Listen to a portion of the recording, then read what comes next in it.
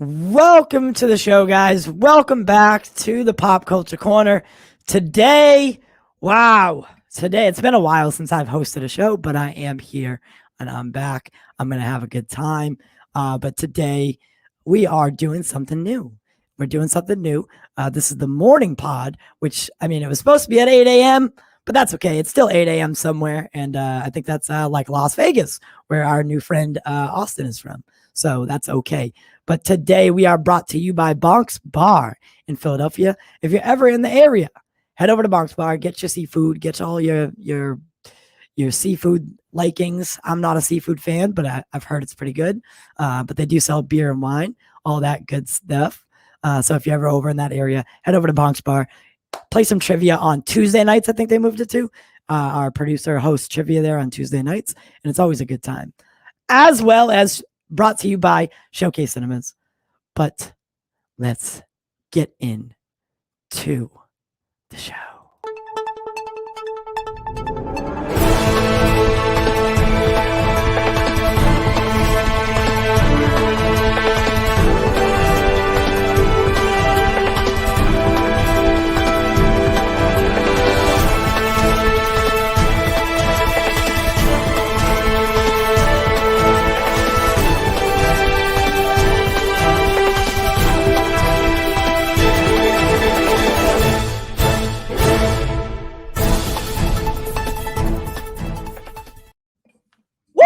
Welcome back, guys.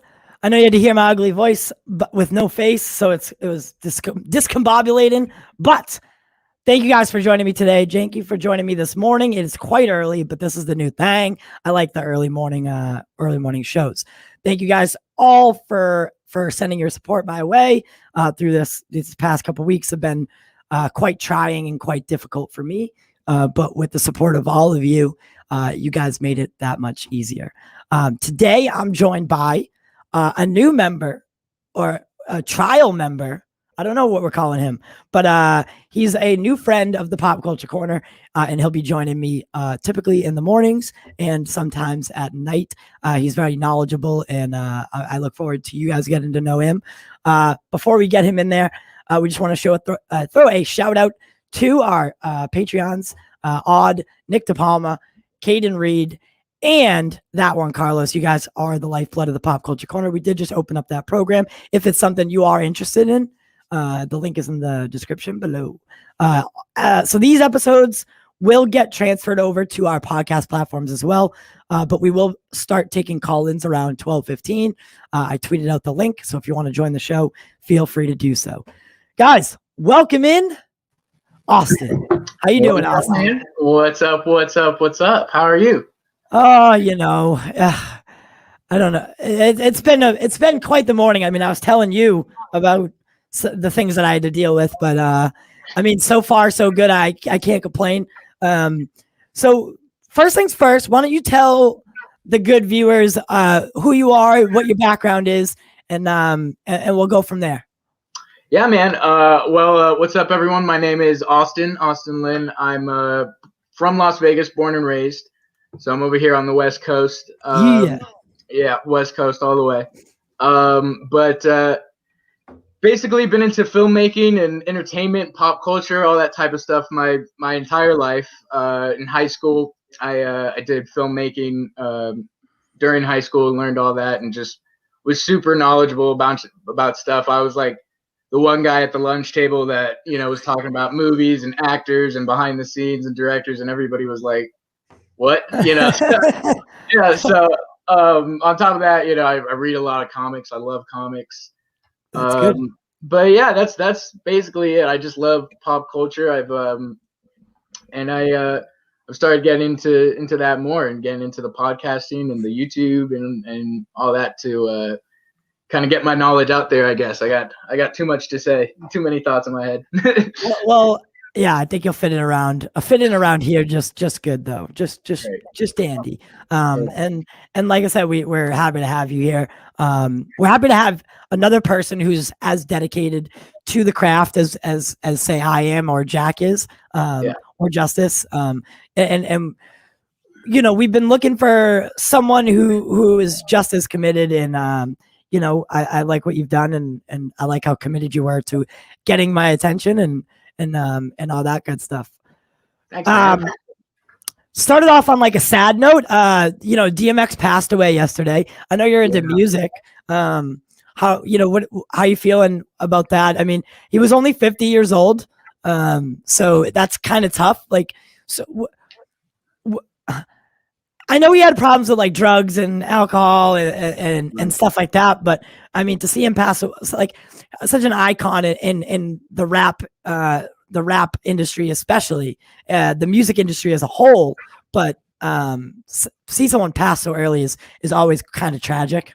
Yeah, and with him too, he's one of those figures that even if you're not like into rap, DMX, whether it's Deadpool or you've been to a party or whatever, and you like his music, whether you're into rap or not, you just you can dance, you can do whatever to it. I mean, I have a lot of friends that are in the music business and rappers and all that, and they're definitely happy by it. I mean, he was an inspiration to so many, and of course, I think probably this generation knows him best from like the Deadpool, background. Yeah. And all that.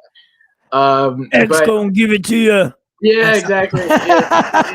Yeah, but man, what he did like in Woodstock, in the 90s, like all those people, crowded for him and stuff. Yeah, imagine trying to host a Woodstock like right now. Like it would be literally impossible because of all the restrictions. And I mean, I have a couple things to talk about that a little bit later. And I did kind of want to give an idea because what we usually do on the show, right? So what we typically do on the Pop Culture Corner is we talk about movies, TV, sometimes anime and video games. Guys, this is going to be a little different. So we're trying to branch off a little bit, and like we'll still do all those shows that you've come to love or like. I don't know about love, right? That's a strong word. But this show in particular, no topic is really off topic, right? So talk about music, talk about current events. As long as we don't get too deep into politics, that's fine with me. So think of like your morning shock jockey show mixed with like Joe Rogan, and then with Pop Culture Corner sprinkled over it, right? So that's what we're gonna do. Around 12:15, you can join the show either with just audio and call in and like talk, join a conversation. We'll keep it at like a 5-minute time limit per person. That way we can get everyone in. But the goal is to just have fun, have a good conversation. So Austin that's why I brought him in. I think he's committed. The kid was like, I don't mean to call you a kid. The guy was like, what time do you want me to wake up? Like 3 a.m? I was like, no, that's too, but he's committed, and that's what I need around here. So, I want our audience to say hello to Austin and welcome him to the corner, because we got a long and fun ride ahead of us. Yep. But here's something. I didn't watch Falcon and Winter Soldier. But what did you think of the episode without spoiler? Right, without spoilers. Without spoilers. I think this is like the episode everybody's been waiting for. If you followed like WandaVision, it's like that show every week you have something to talk about, or like you're guessing and you can talk about it for hours. I think, with Falcon and the Winter Soldier, these last couple episodes, at least for me, it was kind of meh, Yeah. There's like little hints and stuff, and it's cool to see some of the references, but it hasn't been anything like WandaVision as far as like the weekly talks and guessing and stuff. Right. I think this week brought it to that level. It was about time. I think they're about halfway through the show now. This was the episode 4. Yeah, that was episode 4, right? Right. Yeah. They're halfway through. They're done. They're almost done. Yeah. Because there's only 6 episodes. But what I do like about Falcon and Winter Soldier is that the episodes are 40-something minutes long. Right. Yeah, they're longer. You still have those. I don't know what's up with Marvel, like the 12-minute credits. Oh my God, it's terrible. Yeah, I know. But but yeah, this was the episode that like hooked me, that brought me in. Lots of action, lots of like, okay, now I understand some of these characters' motivations a little bit more, and get a little deeper, especially with John Walker's character, which I know everybody hates him. I love him. I think he's like the perfect complete opposite of Cap. Yeah. Can we talk about something real quick? Yeah. Wyatt has been receiving death threats from Marvel fans who are unhappy that he was cast as a replacement Captain America. How goddamn crazy do you have to be to literally sit there and write a death threat to an actor for playing a role? I mean, come on, guys. You know, it's one of those things. It's like the DC stuff. You know, it's all these are these guys' interpretations of the character, and they're, you know, as much as they are like our characters, and they're everybody's, you know, and they have that right to do that. And no, they don't have the right to throw. They don't have the right to send death threats to him. No, not that. No, okay. No, absolutely. No, I mean, as far as like the actors and the directors and their interpretations of the characters, they have a right, you know. Okay, I see what you're saying. Yeah. And I feel the fans should be respectful of that. You know, we all basically share these characters in this universe, and you know, so that's absolutely ridiculous. I think. What else do people want? Like, you know, they're either going to be mad that they recast Captain America, or they're going to be mad that there is no Captain America. So. Yeah. And what I think they don't realize is that John Walker, the character itself was made to be exactly what they're portraying in the show.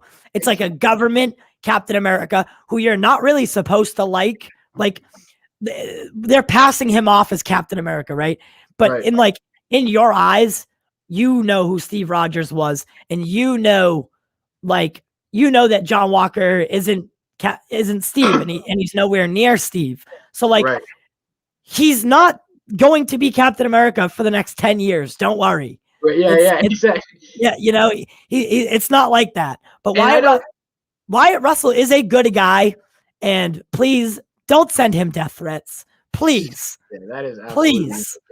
But I think he's doing a great job with the character. You know, you can't redo Steve Rogers.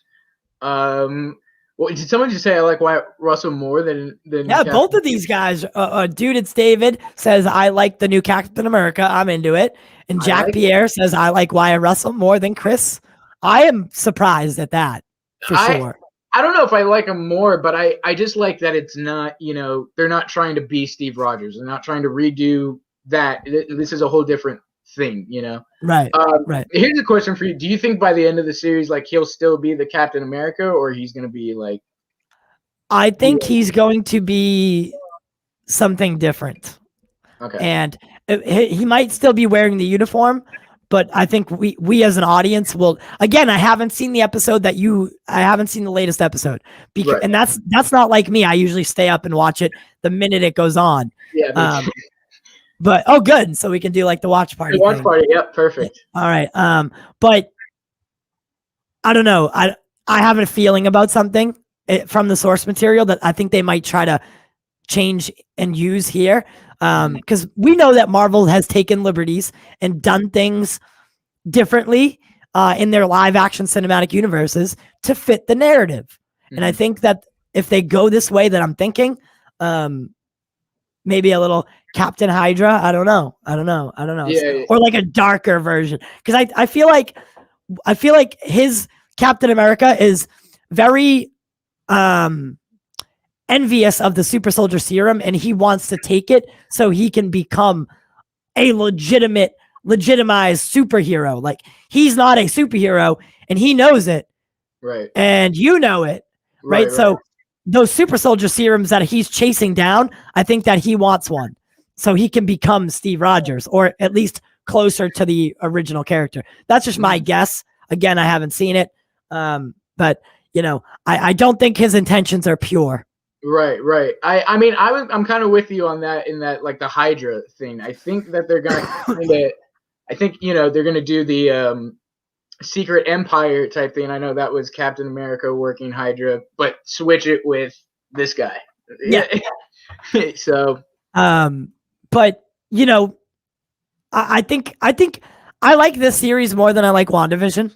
really? Yeah, I do. WandaVision was what didn't hit for me, and I knew it wasn't going to hit for me the way I wanted it to. Expectations were way up here for it, and they only met to here. So Right. I think that was the problem with a lot of people's take on WandaVision. Yeah, I love what they did with the character stuff, but I think you're right. At the end, it was just by the end episode, it was underwhelming. I think for me, it was like, oh, Right. okay, expected a little something, you know? Yeah, for sure. But some obscure stuff here. Ready? Some obscure stuff here. Sure. So, oh shit, I forgot what I was gonna say. That happens every so often. Oh, that was great. I had this. Okay. Oh, so have you got vaccinated yet? I got it in my head now. No, have you gotten vaccinated? I haven't gotten vaccinated. No. How old are you? I'm 24. You're 24. I'm 28. I haven't gotten vaccinated. There's been a couple problems with the vaccination sites, and a lot of people are. There's been a lot of them that are shutting down, shutting down like the sites, and then like just to go a little bit further, 40% of Marine Corps, like people in the Marine Corps have declined the COVID-19 vaccine. Now, what are your thoughts on the vaccine, and like, would you ever take it? Why would you take it? I mean, I'm not gonna lie. I never get like the flu shot, or I never get any of that type of stuff. I think this one I probably would, just kind of like for the greater good type thing. I get the vaccine, and I know my mom, she's in the healthcare system, so she's got the vaccine. Yeah. I think there's one I'm definitely a little wary of. The Johnson & Johnson one that like I don't. That's the one I'm speaking about right now. Yes, that's what I was getting to. Yeah, that's the one that I don't think I would take that one. It's different, right? So it's one shot. Right, it's one shot rather than the two shots, right? And and like Joe Rogan has talked about it. He's been talking about it, and I just thought it was worth mentioning in the sense that I wanted to know if anyone anyone in the comments or anyone that calls in today, like, let us know if you got vaccinated. If you did, which version did you get? And then we can continue that conversation when we hear from somebody. I do have a funny little story if anyone wants to hear it. Let me think. No, I said I have a funny story if anyone wants to hear it. Oh, okay. I totally was like, well, go for it. Yeah. Okay, so my mother passed away, I think, as everyone knows. So her services were yesterday, right? And my mother so she was a big fan of Coca-Cola, right? She loved Coke, like she loved the drink Coke. And so much that like when you go to my mother's house, she always has Coke, right? A 12-pack or an extra 12-pack so you can get one, yada, yada, yada, yada, yada, right?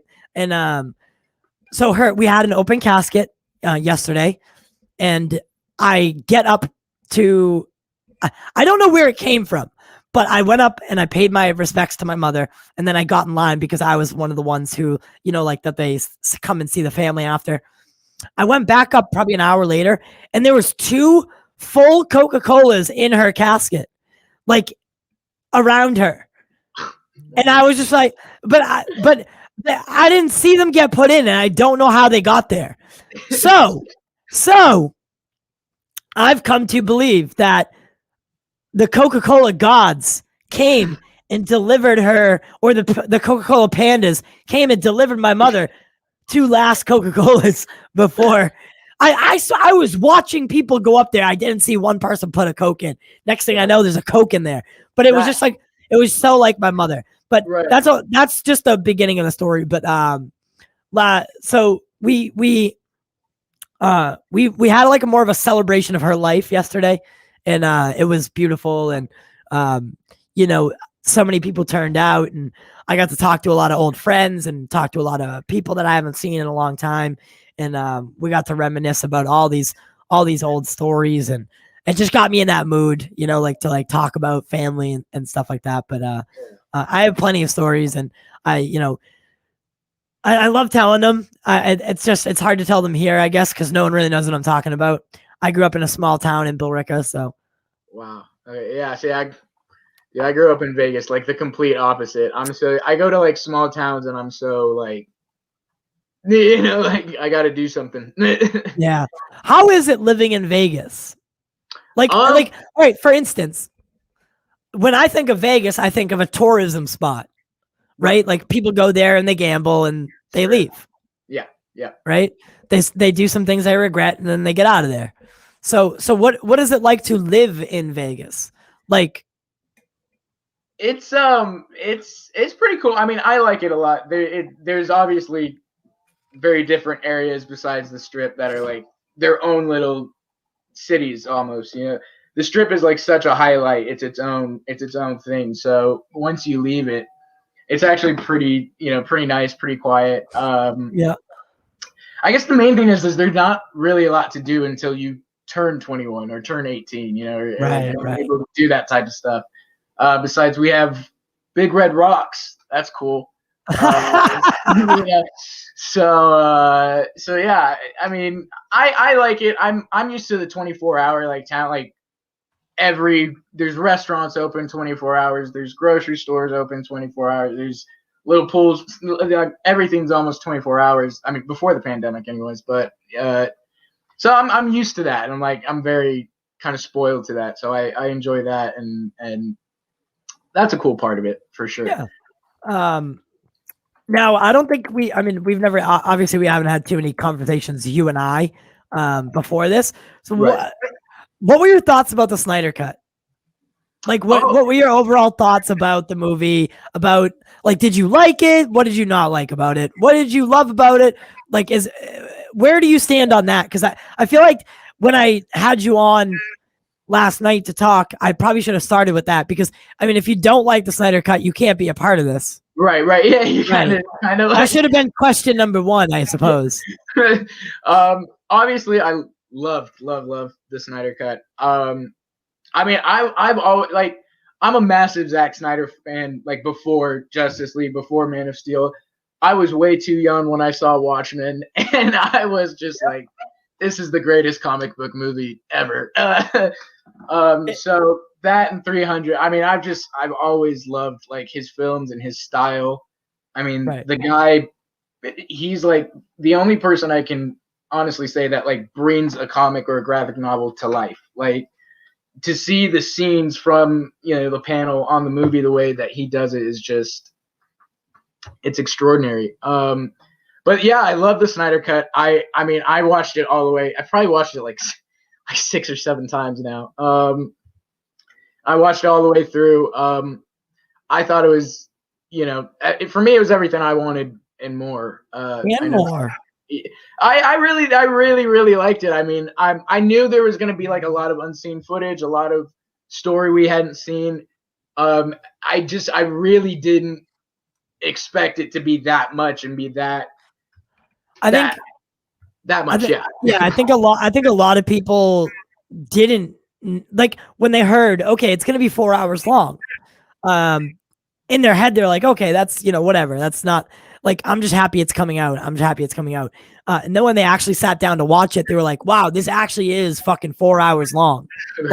My God. And I think 90% of, or I don't know the statistics exactly, but more than half of the people that sat down and watched didn't finish it the first time they sat down. Right. So, right. I mean, this is what I'm leading to. Do you think that HBO Max owes us the right to know what the numbers are for the numbers surrounding? They've released things about Kong, Godzilla vs. Kong. They've released things about Wonder Woman 84, but for some reason they won't talk to us about the Snyder Cut. Right. Yeah, I do think. I mean, they should definitely. personally, yeah, they should definitely let the numbers out, let people know what's going on and what the statistics are. Do I think they will? No. I mean, at this point, I gotta imagine everybody at Warner Brothers is just pissing themselves right now. Like, they're probably thinking we fucked up so bad, you know, and like, what do you do? Like, first of all, Warner Brothers is such a massive studio. They've been around since the beginning, since like before movies were talking, you know, Warner Brothers.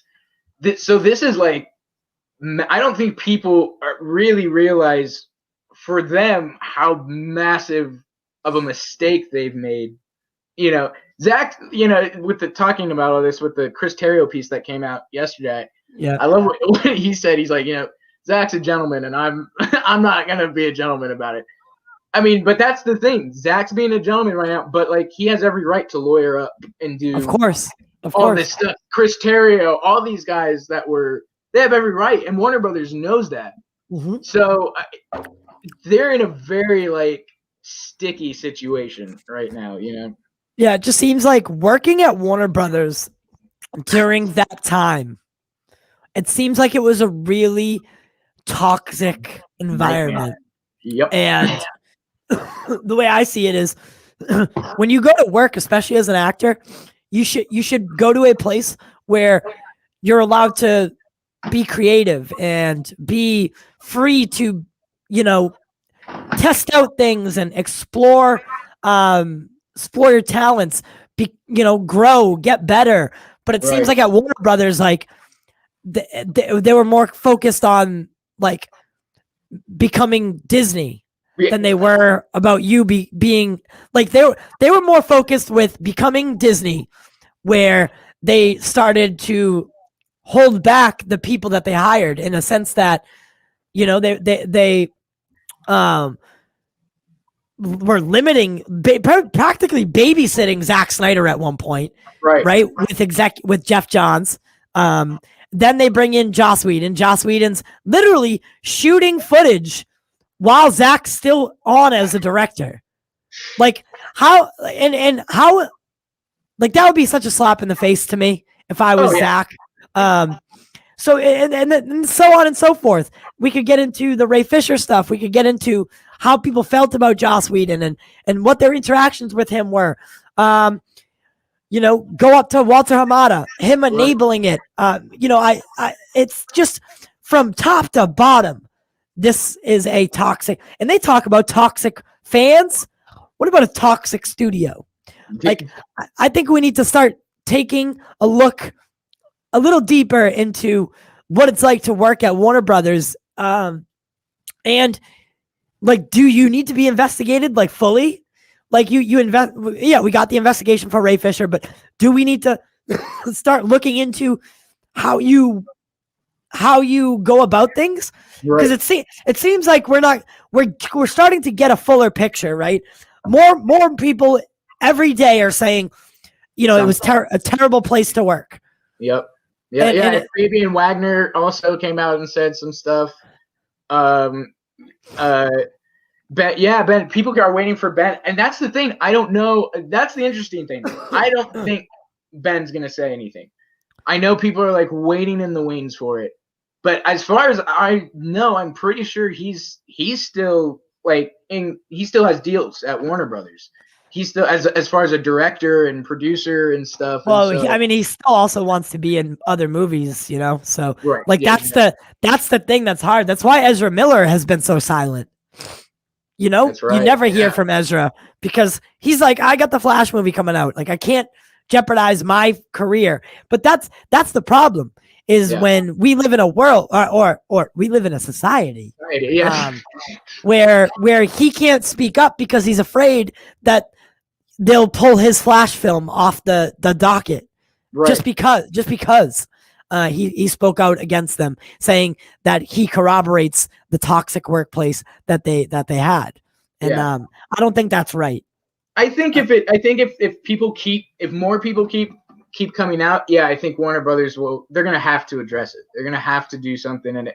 I mean, because that with these types of things, it's different from like the Snyder Cut movement, like overriding Warner Brothers social pages and and all this, when you have like Vanity Fair articles, Hollywood Reporter articles, you know, I think the lady who wrote the Hollywood Reporter article said that Warner Brothers like did not want her to release that article, like, and that was all. It was kind of vague, but she was just like, they made it very clear they did not want that story released.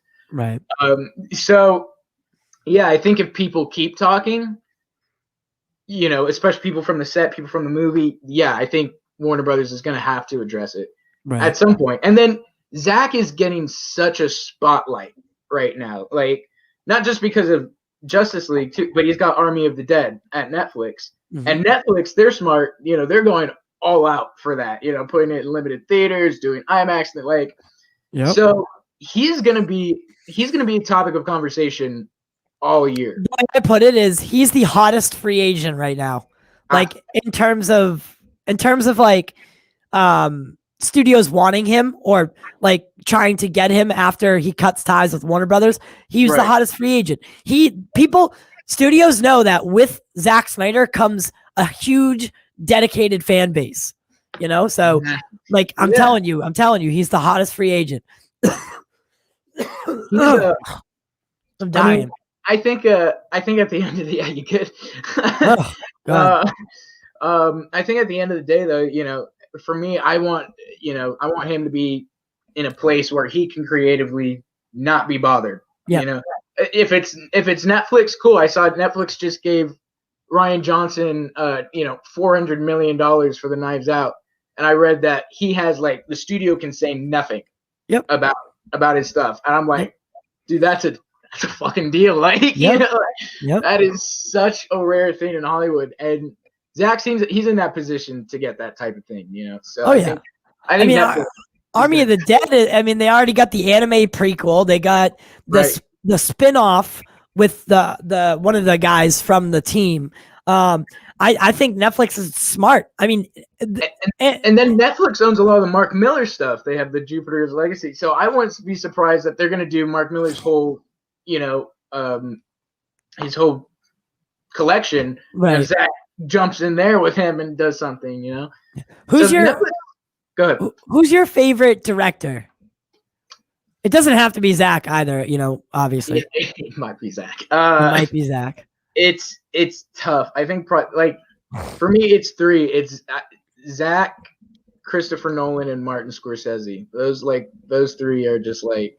I hear you on that. Yeah. Mine, yeah. All right. Well, you did three, so I'm gonna do three. Yeah. So mine are in a row: Zack Snyder, Chris Nolan, Quentin Tarantino. So we have similar lists, but we differ at the end of it. Quentin's in my top 5 for sure. I bet, yeah. And then what's your favorite movie? I think it's a little twisted, but a movie that I can watch over and over is Seven. I think probably Seven. I love that movie, man. Seven's great. Seven's great. What's in the box, man? Come on. In the box. It's one of those movies, like, and then in film school, they showed it to us in film school, you know, so it's just like. Oh, it's a great film school movie. Everything from top to bottom. The cinematography, the acting, the directing, everything is just. Yeah, and it's for me, it's one of those movies like you can watch over and over again. You catch new things. You're still like on the edge of your seat. You're still chilled out. Zach, Chris, and Steven. I like it. Actually, so we have like our top two are all similar, but I have a hot take. What's a hot take? I don't like Steven. I think Steven Spielberg should have quit directing in 2000. Woo! I love it. I love it. Why? Why do you think that? Look at his filmography. Look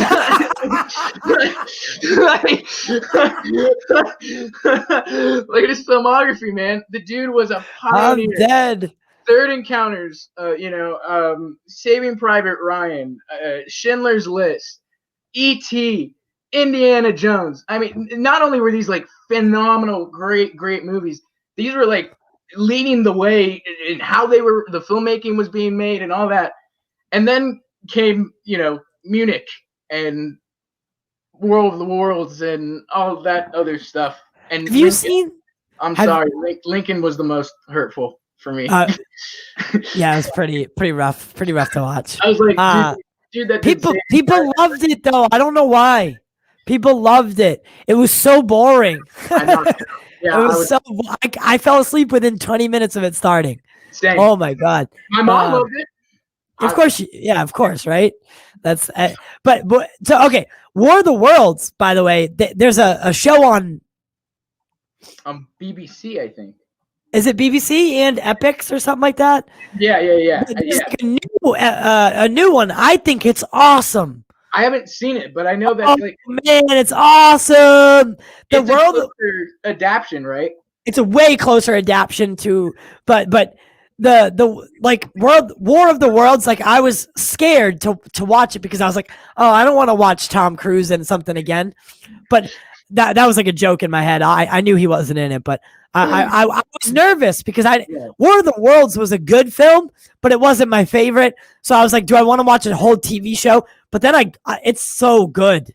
It's so good. And I gotta check it out. Check that out. I think it's on Stars or Epics or something like that. I'll have to. Where's Jack when you need him? He knows all that kind of stuff. I'll check it out. You know the one thing I haven't watched because I love. Not only do I love Zack Snyder's version so much, I love the graphic novel. I haven't seen the Watchmen show on HBO. Oh, that's another. Oh my god! Really? Wow! I can't believe you have not seen that. That's I know. Well, I know it's very it's a whole different thing, right? Like it's so that I mean I don't know. I'm a little iffy about it. It's a groundbreaking show. Really though, especially in the time that we're living in right now with like the high race, like when systemic racism is like almost at a boiling point, and the way people are treated, like it tackles all those real life issues in a way that is relevant to the original graphic novel. So like they obviously take liberties with some things because they have to. There's no book. They're not going off any book that was ever made. They're writing a story that didn't ever existed, right? They're taking the source material, which was this, the Watchmen graphic novel, and pretty much making a sequel to it with kind of like Game of Thrones season 8 or whatever, right? There's no book, so let's wing it. But they did a good job, in my honest opinion. I've been rewatching all the animated DC stuff on HBO. That's kind of where I love like the animated Justice League, Batman, all that type of stuff. I just watched the Death and the Reign of Superman. How are you? I'm gonna fill my coffee. But maybe you could go through your list of the animated movies and so which one's your favorite out of the current like the DC animated universe? There's like a string. There's some that don't take place in the timeline. Yeah. Right there. But which one's your favorite? My favorite was the Flashpoint. The Flash, right. Flashpoint movie was fire. I saw that. Yeah, Flashpoint was really, really good. I think the other ones, I'm not too crazy about like the ones that were like in that little universe. I like Justice League Dark a lot. I thought that was cool. And Justice League, I think it was Apocalypse. I don't know if it was Justice League or Batman and Superman, but there was one. My all-time favorite was there was one with Batman and Superman, and it was Supergirl comes to Earth and Darkseid takes her over, and Batman and Superman got to figure out all how to get her back. I think he's anti-life and all that. But the highlight for me on that one was there is literally like one of the most epic and crazy animated fight sequences I've ever like seen in the DC universe. Because obviously there's some other crazy stuff out there now with the animated stuff. But it's Superman versus Darkseid and Supergirl, and it is just this like all out crazy war secret sequence on Kent Farms, and that's probably my all-time favorite. I would go with that one. The other ones, I love the ones that all include like the original voice cast, like Kevin Conroy and George Newborn and all those guys. For me, those are like the definitive voices. So it's even hard for me sometimes to like hear the other versions or the other movies, because I'm so used to voice wise, like Kevin Conroy is my Batman, voice wise Mark Hamill's my Joker, and so it's hard for me to. And I think these other guys that are doing the interpretations and the voices are great, totally fantastic. I'm just so like desensitized and used to like the originals, the Kevin Conroy or Clancy Brown as Lex Luthor. I always thought like that's such a great, Lex Luthor. But all the DC animated movies, I think, are just whoever's running that like needs to get over to the. That's what Justice always says. Yeah, to the live action side, because they have a way better grip on things than the live action. I think it's easier to do an animated movie though. Oh yeah, I mean, just because like you're only bound by voice. Superman, Batman, Apocalypse. That's why I remember. What do you think about? So I'm a huge Supernatural fan, and Jensen Ackles is voicing Batman for the Long Halloween. Right, right. And I'm super excited about that because I mean he did Under the Red Hood, and he was Red Hood, and right. I thought he did great there. They even paid tribute to his Supernatural character in that movie by him driving the Impala, which I thought was awesome. And but what do you think about the Long Halloween? Are you is that something you'll watch? Is that something you like? Oh yeah. I mean, I definitely I haven't seen Supernatural, so I'm not it's another show that I need to get into. My friends, people have told me like it's really, really good. Yeah. And I think he's also going to be in, I watched The Boys. I love The Boys. Yeah, he's like the rip-off Captain America. Oh God, that's going to be phenomenal. Which it kind of comes full circle because he was supposed to, so he was the front runner to play Captain America before Chris Evans. Dude, I feel like everybody auditioned for Captain America. Didn't they say Wyatt Russell auditioned originally? I don't know if he originally did. I think I'll look it up, but I think they said he did. I know. But Jensen was the front runner. The only reason that he didn't get it was because he had to turn it down because of scheduling with Supernatural, and he couldn't do it. And then Chris Evans obviously came in. Robert Downey Jr. talked Chris Evans into it and was like, "Come on, you need to do this. You need to do this. You need to do this." I kind of like, if I were that's such a wild thing, I mean, that's such an opportunity, If I were the showrunner, I would have been like, dude, put the show aside for a second. Let's see if you get the part at least, Yeah, but I don't know. I'm kind of happy that we got Chris Evans, Captain America, and now look, we're gonna get Jensen as Soldier Boy, not that one. But we're gonna get him in that kind of role. So it's kind of like we get the best of both worlds. It's like, we get to see him in what could have been, and what he could have done with the role in a different way. Of course, the characters are different, but for the most part, they have similar backgrounds. Just like Homelander, is like Superman, Soldier Boy is like Captain America. So it's going to be awesome. I think Jensen Ackles, and the showrunner for The Boys is Eric Kripke, who is the creator of Supernatural.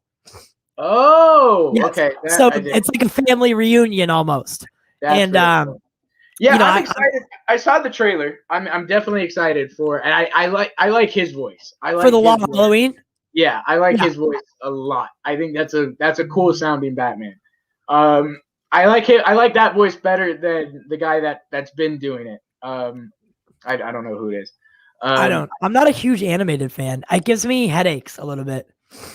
Yeah, it's some of the stuff I like. But yeah, I'm excited for it. I think I'm gonna go like pick up the comic again just to refamiliarize. The Long Halloween comic is really, really cool. And then I do have some questions about other things for you. But before we do that, guys, we'll start taking call-ins now if you want.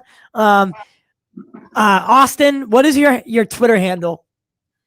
So my Twitter handle is at Starklin1023. Oh, Jesus. Yeah, it's one of those. Hey man, it was like freshman year, I think. No, it's okay. All right. So 1 second. So I don't know if you can read that here, guys, but our Twitter is at pop_culture2020. If you go to that Twitter, I'm going to tweet out the link right now so you can join the show. If you want to call in and you want to say anything, join the conversation. And then I'll put up Austin's handle as well. And you can go there and get the link. But if you want to join the show or, call in and just, you don't have to put video on. You can just use an audio source and I'll add you to the show. You don't have to show your face or anything like that, but just, your audio, ask your question and then move on or stick around for 5 minutes and talk to us for a few minutes or whatever. But we definitely want to get as much engagement. Like you said, we're hosting this kind of like an old morning radio show. So we would love to get some call-ins. We're going to find a way to integrate it a little bit better in the future, but today's the first day. So, I'm going to tweet out the link now. Okay. Cool. Righty. Let me see. All right. So I have to invite, copy to clipboard. So Austin, why don't you tell us, are you excited for The Batman? Oh yeah. I'm of the opinion too that, I think probably besides Christopher Nolan's The Dark Knight trilogy, I'm like I think the Planet of the Apes series from Matt Reeves, at least the two, are like two of the best films of the last 10 years for sure. I really love what he did with the Planet of the Apes in that series, and I think he's gonna. I mean, what we saw from the trailer that he said was like 25% of the way done. I was like, oh, this is gonna be crazy. The cast too, Colin Farrell, and I'm a big Paul Dano fan. Oh yeah. If people, it's so great. People don't know who Paul Dano is, but he's like one of the best actors. Like he's Leonardo DiCaprio level. In my opinion, he did a movie There Will Be Blood that is just like crazy. But he's playing Riddler, and I know like that's gonna be like a twisted, fantastic performance. I think people are jumping to conclusions. Like they think, oh my god, it's gonna be exactly like Chris Nolan's. I really don't. I don't think that is true at all. No, I don't think so. Chris Nolan, like I love what he did. I love what he did. It's phenomenal, that franchise. But it was very, very, very, very grounded, like in reality, it felt like almost like this is, like the only superhero in the world, and it was very contained, but very grounded.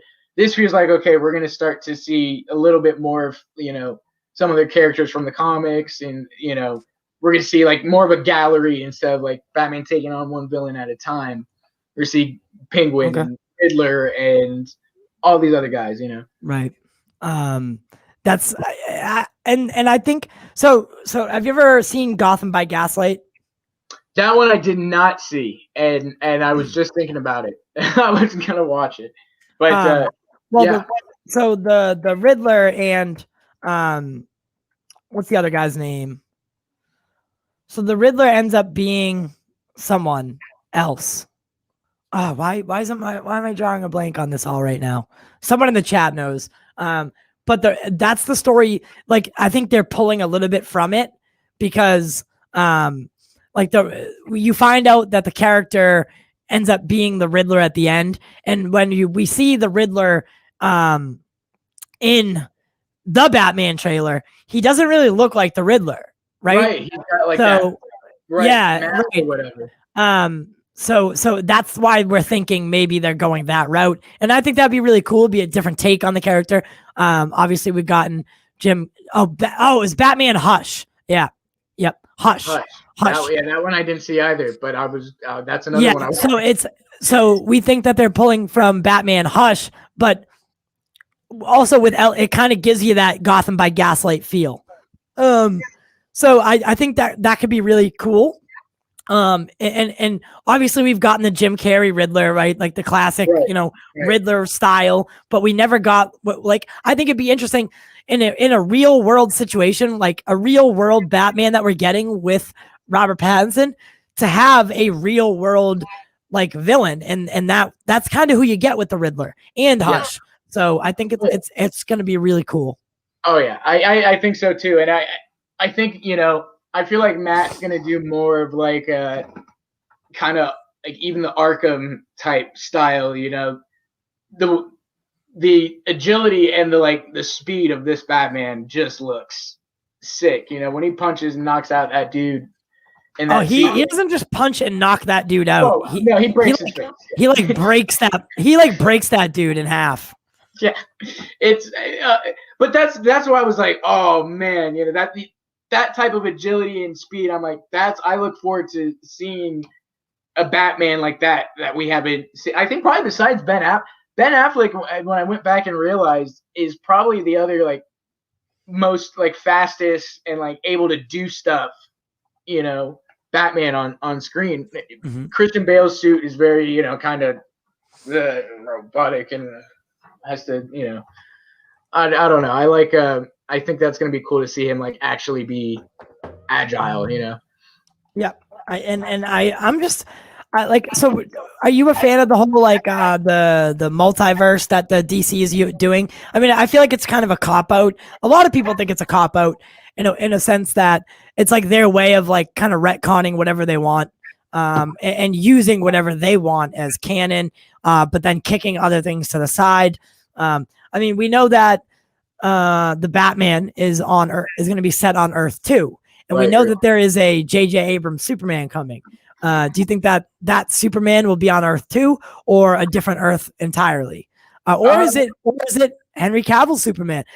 There's been a huge debate on whether is Henry Cavill going to continue playing Superman. I mean, obviously, that's what I want.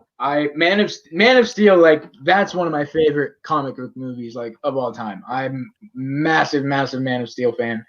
So yeah, I would love to see Henry continue doing it. I mean, it would be cool to see if if it's not Henry, to see his Superman maybe on Earth too and interact.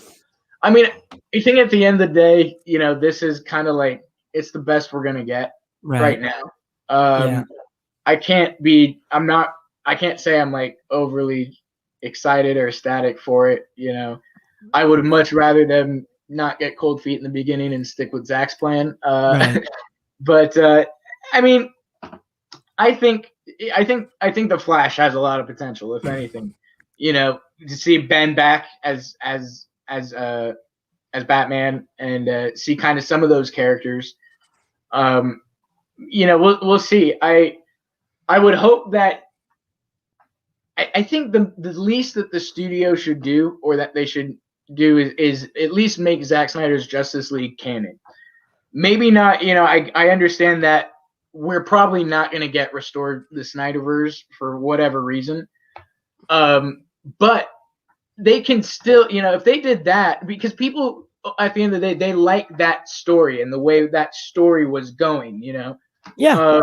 And so they can still keep to that, as if they just go, hey, Zach's is canon now. Yeah. And it didn't step on anyone's toes. Zach's film could certainly be canon. It didn't do anything that would interrupt the movies that came after Justice League. I think it fit better into Aquaman than Justice League did. I think it set up other films better than Justice League did, and that's just me. But I agree. Here's a quick thing, because I didn't. I know it was very divided. What did you think of Wonder Woman 1984? Oh God. Yeah. Okay. Yeah. I thought it was for children. It was for little kids, and it wasn't for me. I love Patty Jenkins. I loved what she did with the first Wonder Woman, but she had Zach helping her on the first film, and not in the second film, and you can clearly see the difference. The second Wonder Woman did things that I think shouldn't have been done. I think they took the character in a direction that didn't make sense to where we had seen her in the future, right? All of a sudden she learns to fly. Yet we've never seen her fly, like in BVS or now in the Snyder Cut. So it did things that, like, I feel like stepped on the toes of the character for future outings. So I don't know. And I thought it was corny. Downright corny. Yeah. The villains did not intimidate me. Right. No. My favorite part of it was probably Pedro Pascal. Yeah, he was. I did like him. He still didn't intimidate me. I didn't know, but you're right. But I did like his character. I think I don't know. I did think it wasn't as. I don't think it was as bad as everyone thought. I enjoyed it. I didn't think it was great or phenomenal or anything like that. But I was like, it's cool. I guess for me the main thing was like, I had HBO Max, so it was like it's not like I gotta go anywhere. It's right there. So I think it's crazy that within 48 hours of Wonder Woman 1984, we had the numbers. We had the numbers and the sequel. And agree. and they greenlit a sequel, and then the Snyder Cut comes out, and that's breaking records. It's breaking records. We just can't figure. We just don't know officially, but we know it's trending on Twitter everywhere. Right. And it doesn't make sense. Like it doesn't make sense. Like HBO Max, I know they would love to do it. It's more or less like Warner Brothers as a studio is holding them back. Okay. But like that's money. That's what your goal is as a studio, is to make money. There's a lot of money in the Snyderverse. Well, and I think I read it in some interview. Zach said that when he was pitching all this and talking about it with the studio was like everybody was adamant, like, we got to do it the Marvel way. And he was like, no, we can't do it we can't just copy them and think the audience is going to just go with it, Right. So I'm of the firm believer. I know people aren't crazy about the dark stuff and all that, but I personally love it. I think it fits the DC universe, and it does well, opposite Marvel for me. Right. I don't want to go see a DC movie.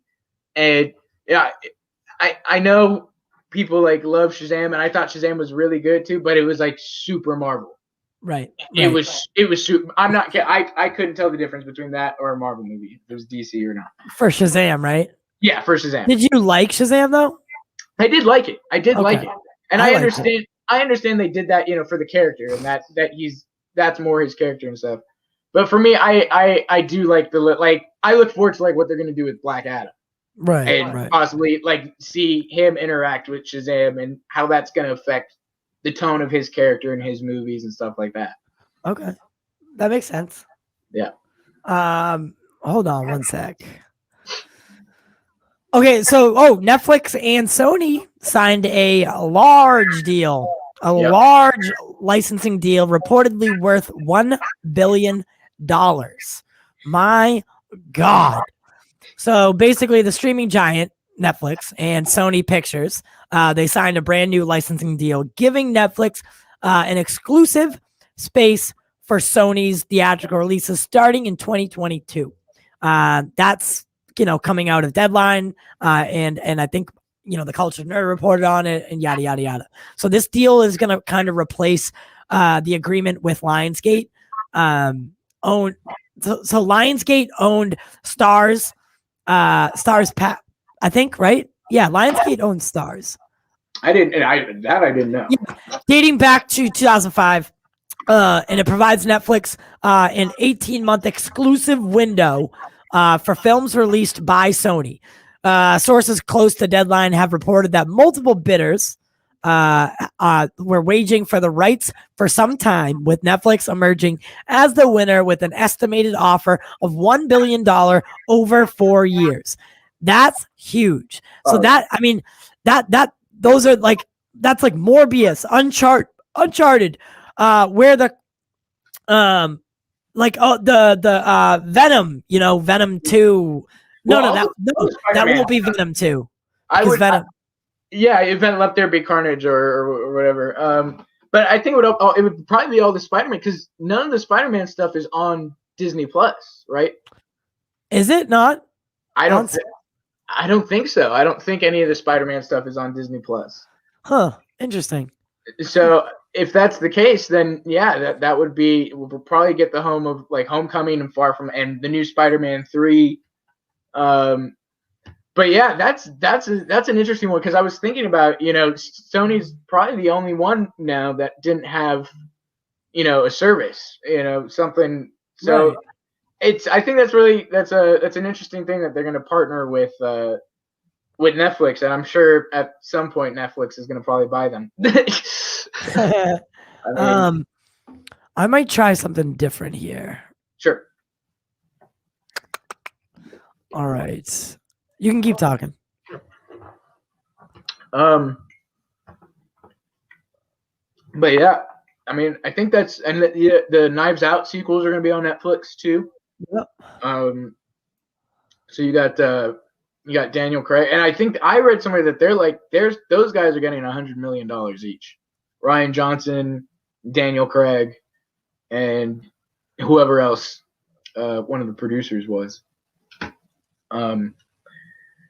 But that's gonna be. I think that sets Sony up, or sets Netflix up some more, because for me, they're like, I haven't watched anything on Netflix in months. Man. I've been watching a lot of documentaries. Okay. I mean, guys, call this number if you want to call in. If you want to just call this number and call in, and I'll use the phone and put it up, and that way we can hear it. And we'll do it through Podbean next week, and it'll make it easier because you can actually call in through that. But this is how people like to do it. They don't like to come on to StreamYard. It's different, So, guys, if you want to call into the show, call 617-863-7077. That's the Pop Culture Corner's phone number. So, give us a call and give us a couple things to talk about while we're waiting for that. I would like to hear, so you have a podcast already, right? Yeah. I do have a podcast called Comic Nerd Rave. Okay. I do that with two of my good friends, Tyler and Zach, and we basically we talk all things comics and Star Wars, basically. I mean, we talk a little bit, we saw Godzilla versus King Kong and all that. But we mainly stick to the comic book stuff. We do a lot of actual comic reviews and stuff. I'm a big fan of Boom Studios. Okay. If anybody out there loves Boom Studios, they're a phenomenal studio. They have a really cool comic I'm reading right now by Keanu Reeves that he released. He'd been working on for I think the past 10 years. And he got some of the top comic artists to do it. And that's another one. Netflix bought the rights to that and is going to do a movie for that. We basically do the comic book stuff. And what? Go ahead. Where can they find that? So it's on everywhere podcasts are. The Google Podcast, Spotify, Apple Podcasts, Anchor. Okay. So yeah, they can find that anywhere. Awesome. Yeah, and I mean, I know for a fact that, I listened to the episode. You said you interviewed Sean O'Connell the other day. He's a good friend of the shows. He's a good friend of mine and a good friend of the shows. So yeah. I know that was probably a fun interview for you. Is that the only interview that you've done on that podcast? Yeah, that's the only one that we've done on that podcast. That was the first one that I was because like we were talking about the Snyder Cut so much, I was a big Snyder Cut advocate, so I was like doing all these shows based on that, and I just kind of reached out to him, and he was nice enough to come on and talk to us. But he's awesome. Yeah, he's super, super cool. But that was something I really enjoyed too, was interviewing and just kind of talking to him about like the business and what he learned. I mean, he learned like so much stuff, and then on top of it, he was on set in 2016. So like I was super interested in what he saw there and stuff. But yeah, that was a cool interview. Also, his book is phenomenal. If you haven't read it, I finished reading it a few weeks ago, and it's really, really, really good. Yeah, I loved it. A lot of information that I was just like, wow. Yeah, I think Sean. And the problem, people give Sean a lot of crap, for being like they call him a fake fan, but in reality, he's not. He just had a change of heart. He used to not like the DC universe, and now he does. And like that's not illegal. Right. I know many people that I literally know so many people that back when Man of Steel came out and we all talked about it, they were like, I hate that movie. And now they're like, it's phenomenal. We loved it. I mean, it's like the same thing when I watched Star Wars. I wasn't a huge fan at first. And then I grew to love it because I watched it with a new light, right? I watched it with a new mindset and I became a fan of it. So, I think, oh shit. All right. 1 second. We got caller number 1. Yeah. Can you hear that though? To accept, press 1. Yeah. Send a voicemail, press. What's going on, movie dogs? Hey, what's going on, brother? Nothing much. I just want to make sure everyone can hear you. 1 second. Internal speakers. There we go. All right. Okay. Austin, can you say something real quick? Yo, what's up? Can you hear him faintly? Faintly, yes. All right. I mean, if you need to hear Austin, you maybe like find the show live or something, like so that you can hear both of us. You know what I mean? On YouTube. That way you can hear him and me, but then you can speak as well. All right. We're trying to figure this out. Yeah, my Kindle for some reason is I can't even leave comments or everything because it won't let me do it on my desktop. Yeah. On my Kindle, I don't know what's going on, so I'm probably gonna have to reboot the thing. So I'll probably be off everything for a little while. Yeah, that's all right. So luckily, I got all my shows loaded up and everything for the next month. So what do you? What's been going on? What's been going on lately? Just a few things here and there, just a few personal things, and then about 2 weeks ago, I had a mild seizure, so it kind of put me out of action for a little bit. So that's why I haven't been too active. Yeah. Around anywhere. So. Yeah. Same here, man. Same here. And I know. I'm sorry to get back to mother, man. Yeah. Thank you so much. Her services were yesterday, so we got to do that, and it was beautiful, and we celebrated her life rather than mourned her passing. Yeah, I know. This past Easter, we made 10 years that my brother had passed away.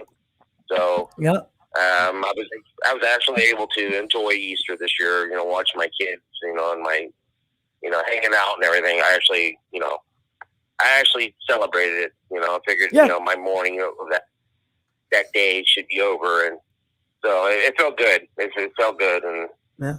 But are you? So what are your thoughts on the upcoming Mortal Kombat movie?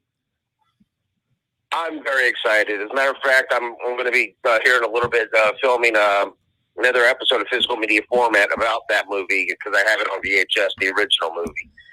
I'm very excited. It's about time. Everybody, those sequels and everything that came after the original Mortal Kombat movie left a really bad taste in everyone's mouth. I mean, and it needed a reboot. And for sure. I mean, we're in a technology age now to where they can do anything they want when it comes to those characters, and it looks like an ensemble too. Like, you know, the first one was a bit of an ensemble as well, but this one looks like a real big ensemble that there's not one lead character that's focused on the most. And I'm really excited for this movie. Yeah, Austin, how are you? Are you excited for Mortal Kombat? Super, super excited. I mean, I love the games. I still play the games. So yeah, for me, this is a dream come true. It looks like they're gonna be pretty true to to everything and keep like gore, the fatalities, and all that. I'm super, super stoked. I think I'll probably even try and go see that one in a theater if I can. Yeah, we usually see. So we usually partner with Showcase on that, and like we'll do a show live from the theater, and that's really fun. But yeah, so I mean, I know I'm looking forward to watching your video about Mortal Kombat, man. Are you still there? Yeah, you know, I don't know, it's the thing about with me is everything when it comes to Mortal Kombat, as I said, it is the creme of the creme of video games, especially for my generation. And oh yeah, I want it. I'm hoping that it's treated right. And then I mean, yeah, the '90s one was it was a little campy at times, and I mean, but I want to see this, just done right and everything. I mean, Raven looks like he's the way he's supposed to look, and it just. I don't know. It looks like it would be a real good origin story. Yeah. For a lot of the characters, and as I said, I get the feeling from the trailer, which trailers can be deceiving, but I just get that feeling that okay, this looks good. Just like with Kong and Godzilla trailer, I knew what I was going to get, before I even watched the movie or anything. But yeah, just to see the visuals themselves is like. Okay, I've got confidence in this. I would go in this with not the biggest expectations, but I know what I'm going to get, and I'm going to be satisfied. Right. Did you like? Did you also enjoy Godzilla vs Kong? Loved it. Everything I wanted. Everything I didn't expect. I didn't expect Oscar-worthy performances. I didn't expect anything. I mean, the little girl, was very impressive. Especially when I found out that she was a deaf girl, and that the way that she was able to communicate with Khan, that took me off surprise, and I was really pleased with that change up when it comes to the character. Yeah. So I mean, it gave Kong depth, actually. It did. And emotion. For sure. Yeah, I mean. Godzilla stayed like kind of the one-dimensional character, but he had those little moments, while he was fighting Kong of like, dude, come on, bro, you're in my way, get out of the way. Yeah, I liked when he smiled at him at one point. Yeah. Like he was just kicking his ass, and then he just smiled, and I was like, oh god. Exactly. And I said, it's a good time. I mean, granted, things are still in the balance of craziness in this world, but we're getting these good movies finally, and I know some people are mad about not going to the theater. Around where I live, the theaters are still closed, but we do have these streaming services that are, the companies are trying to, get them out there for us to watch, and I've always said movies are meant to be seen, not tucked away in a vault. Yeah. So it's, like I said, it's, it's a good time, it keeps people occupied. It's stupid, fun humor, and let's eat it up for what it is and love it and respect it. No, I couldn't agree more. And so let's work something out. And I was a little bit busy with everything that was going on. But let's work something out, and maybe me and Austin, or just me, or whatever case it may be. I can come over and join you for an episode. And I would love to do that, man. All right, yeah, no problem. Just you got mom. I'll shoot you my number so you can give me a call, and then I'll set up a date where we can just be able to talk about movies. I'll have a most definite subject matter for us to use and everything, to talk about or something. So I'll have something proved out. All righty, brother. And we look forward to hearing from you. We're going to be doing this show. We're going to be doing it earlier. Usually it's going to be 8 a.m. Eastern Standard Time. 2 weekdays and 1 weekend. So I'll let everyone know what the schedule is going to be. Today's kind of like a beta test, but we always enjoy your calls. And guys, this is the Movie Dogs. Subscribe to his channel on YouTube. He's a great guy. Well, I appreciate that, brother. And you take care of yourself and hang in there, man. Thank you. All right, guys. All right. We'll talk to you soon. All right, bro. Peace. Later. All right. Yeah, Movie Dog is always a good guy. Good guy. Very good guy. So I believe Andrew said he was going to call in next. I sent him the link. I don't want to hold my phone to that like that anymore. I'm going to have to find a better way to do this. But I gave him the link to join. Okay. Because they can. So the thing is they can join and just it would look like this. God damn, he's calling. I knew he was going to call. Like they can join like this, you know what I mean? So it's just like it's just him talking. Yeah.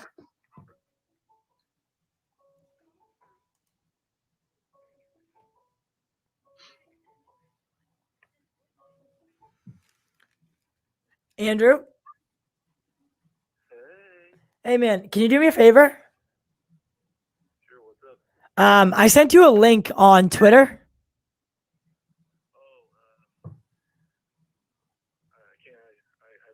I would see that, but I can't my Twitter now, so I might as well do this instead. Wait, what was that? I said I would. We got caller number 2 difficulties. Stay tuned.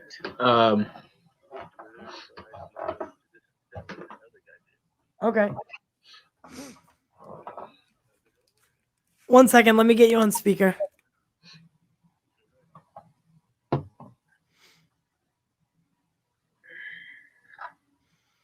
right, and are you watching the show? I was before I called in. All right, just put it back on so you can hear Austin. But what?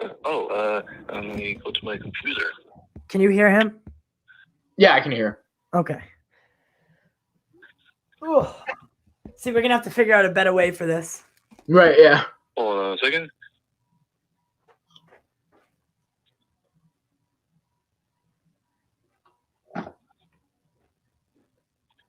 All right. I can see you guys right now.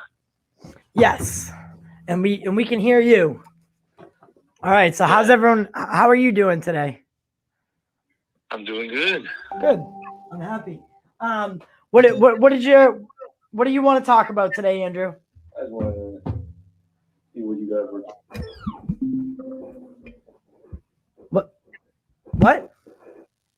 I see. I just wanted to come in and see what you guys were talking about. Oh, what were we talking about? We were talking about Godzilla. We were talking about Mortal Kombat. Mortal Kombat. We were talking about a lot of things. Oh, cool. Yep. And then vaccines I and already saw it. Austin is Godzilla vs. Kong. what's up? I saw Godzilla vs. Kong. Yeah, what'd you think? It was good. It was good. Was it as good as you thought, or? I didn't. I came in with no expectations, but it came in pretty good. Yeah, I mean, I thought it was. I didn't think it was the best movie I've ever seen, but I don't think we were gonna get that from a monster movie, like two monsters just punching each other in the head. But I mean, I thought, yeah, through skyscrapers. I did like the Hollow Earth kind of thing. That intrigued me a little bit, where I think that they could take this universe so much further. Yeah. So. And At one point, when I think during the Hong Kong fight, Yep. when he had like his foot on him, the way it looked reminded me of something. Oh yeah, yeah. What did it remind you of? Batman? Save Mark. Yeah. I looked over at Justice, right? In the beginning. No, not at the beginning. I can't remember when it was, but I looked over at Justice during the movie and I was like, save Martha. Like at the point where I told my dad. yeah, and he was like, why would you say that? And I'm like, it's literally the same scene. Like that, it's right now. This is the same thing. The whole concept of the movie was the same. Like they hate each other at the beginning. They're pitted against each other at the beginning.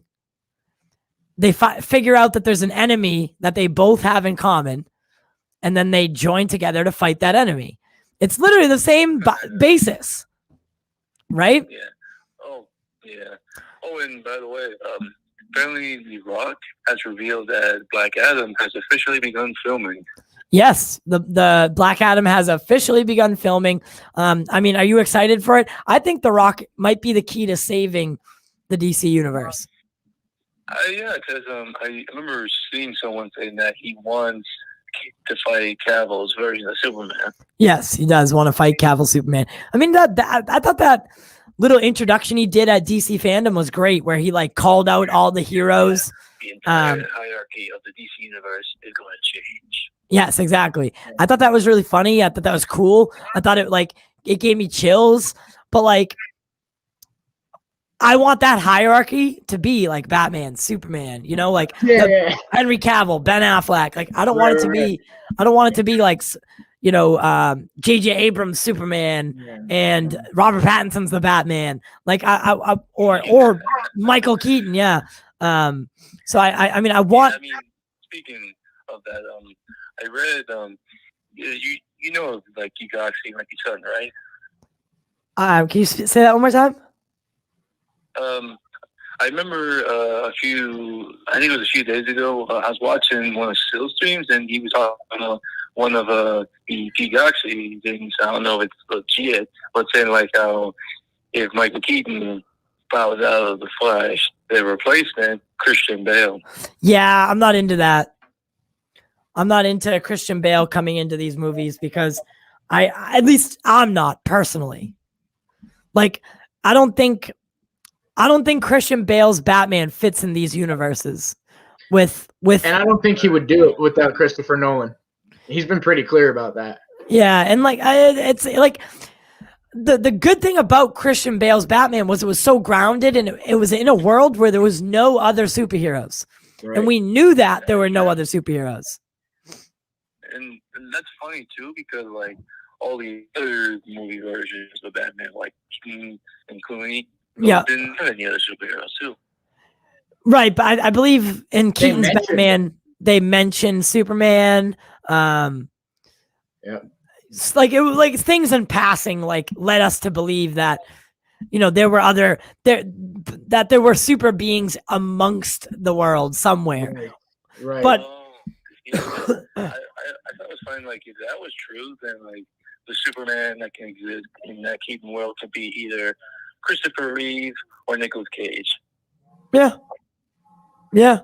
That'd be kind of cool actually. Like just to see what could have been. And I don't know. I don't know what the Flash movie, how about with the Flash movie, we just keep it just as Ben Affleck? Yeah, I would be fine with that. I mean, like the only thing WB stuff that's not Snyder, I would check out are the Batman, Black Adam, and Shazam 2. Yeah, I'm really looking forward to Shazam 2. Yeah. Fury of the Gods. I would like if I don't know if this will happen, but maybe have Billy have a mentor in Superman. Yeah, I think that'd be great because they have similar powers, similar like godlike beings, and I think that'd be cool for Superman. And Superman, has already been kind of in the Shazam movie. It was, it was like a half version of him, but if they want to like keep in continuity, he should be wearing like the black suit. Yes, the black suit. you know, I don't know. There's so many ways we could go. I just think DC needs to get their act together soon. I Yeah. agree. I agree. They need to figure out a plan. Over on the Marvel side, there's some news that like Netflix got the Sony rights Yep. to like have their movies there. Yeah, starting in 2022, it's like $1 billion deal. We were actually just talking about it. So Sony, they've reached a deal for $1 billion over 4 years, and they'll get, they'll get exclusive rights to the movies after the theatrical runs. Yeah, which means like any Spider-Man film could be on Netflix. Yeah, which is kind of cool, I guess. Speaking of that, I heard two things along the rumor mill recently. What's that? One being, Sony reportedly wanted Sam Raimi and Tobey Maguire to reunite for Spider-Man 4. Now, this is just a rumor. Yeah, I think you're reaching on that one, though. Yeah. Well, I saw a lot of YouTube channels talking about it, and a lot of But you love Tobey Maguire's Spider-Man so much. I didn't say I believed it. I'm just saying I saw it. Listen, you know what? If they want to do it, I think that's cool. I think whatever, let's do it. But they need to do it correctly. They can't just write a Spider-Man 4 and like half-ass it. They need to go and make it like worth doing. I think like the way they can write this is like if it's true that this version appears in the MCU multiverse, either in the third Spider-Man film, Doctor Strange 2, it can lead with he goes back to his Earth, right, for more adventures. Right. Yeah, that'd be cool. What's the second rumor? The Spider-Verse animated film, their sequel, might include the 90s cartoon Spider-Man. Really? Daniel Barnes. Really? Yep. Yeah, I mean, I don't know if that could be true or not, because the actor came out recently saying that he debunked it, but we'll see then. Yeah, that's awesome, man. The second one's pretty cool. But yeah, so we're about to wrap it up. Andrew, thank you for calling. I was gonna say I haven't seen you in a while. Well, I've been busy. All right. Well, you're always welcome at the Pop Culture Corner, and we love having you here, man. And I missed you. I missed your Spider-Man talks. Yeah, I mean, I've been busy with my job and being with my family. Hey, man, I respect that. But I'll let you know when we do the next show, and we'll get you to call in again. All right. You got it. All right, Andrew. Thank you so much. All right. Yeah. Bye. All right. So we're approaching that time. We got like 3 more minutes left. So any parting words? I know this one was kind of a little bit of a jumble, but we're still working out some kinks with like the calling in and the structure. Again, me and him did the interview last night with him, and then we were like, all right, so tomorrow we'll start. So we didn't really have a lot of time to prep. I was thinking if you want to go again tomorrow morning. Let's do it. All right, 8 in the morning. Cool. 8 a.m. my time. Cool. All right, so guys, and I'll talk to you after. Guys, tomorrow, join us live at 8 a.m. again, right here, same place, different time, at 8 a.m. Eastern Standard Time for the morning pod. It's going to be a great time. You'll be getting used to me and him. We'll be getting used to each other, and we'll be, getting the ball rolling, getting things running and running in sync. Yeah, we both did it. That's awesome. Guys, don't forget to become a patron of the corner. It helps support the show. It really does help. It helps me keep these streams HD. It helps me send things to the team, right? Like webcams, like microphone arms, microphones, all those good things to keep the production running smoothly. It also helps me be able to send you gifts every year. But if you are a member of the Pop Culture Corner Patreon, that's a mouthful, man. Pop Culture Corner Patreon program, my lord, It's not just a one-sided street. You get early access to podcasts, early access to pre-recorded content, yearly gifts, behind the scenes content, and so much more that you'll be sick of me. I'll send you pictures of my dog once or twice a day, whatever, right? Whatever. Anything I can think of. There you go. And then just like, share, subscribe, all that jazz. Find us on all podcast platforms. Go to our Podbean page, and then you can find your favorite podcast platform from there. We will also be doing live podcasts over there as well. So join that, and you'll be able to join in on those. They're really fun. It's kind of like a Twitch stream almost, but it's only audio. But it's similarly run. And it's really, really, really, really cool. So we'll keep you updated on where things are going. But we do it for you, and we do it for the culture. We'll see you tomorrow. Austin, you can say bye now too. Okay. Peace out, everybody. Oh my God. I forgot that you're like, I kind of forgot. I was like, wait, oh no, he has to say bye too. You're good.